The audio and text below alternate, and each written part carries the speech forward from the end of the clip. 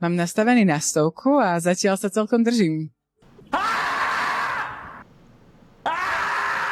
Bráško, prečo máš ženský hlas? Čo sa deje? Môj rozpočet bol približne 200 eur a myslím... Prečo má táto čajočka mužský hlas? Koľko máš nastavený rozpočet na celý víkend a koľko si ho už prešvihol? Mám nastavený na 100 a zatiaľ sa celkom držím.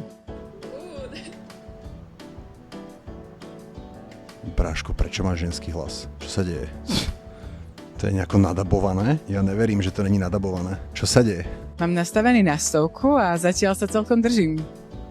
Prečo má ten človek ženský hlas? On má úplne hlas jak čajočka. Ako je to možné? Ako vôbec môžeš, ako sa to môže stať? Ani transky nemajú takto ženský hlas. Ani Ďuro Srnčík, ktorý užíva kvanta estrogénu a hormónov, nemá takto ženský hlas. Ako sa to môže stať? Že to je nejaký eunuch? Môj rozpočet bol približne 200 eur a myslím... Prečo má táto čajočka mužský hlas? Prečo si táto čajočka s tým typkom vymenili hlasy? Ja neviem, či som užil nejaké drogy, že som vypil niečo, kde bolo niečo hodené. Ja neviem, či mne už jebe, alebo či naozaj skutočne každý človek v tomto videu má opačný hlas, ako by mal mať.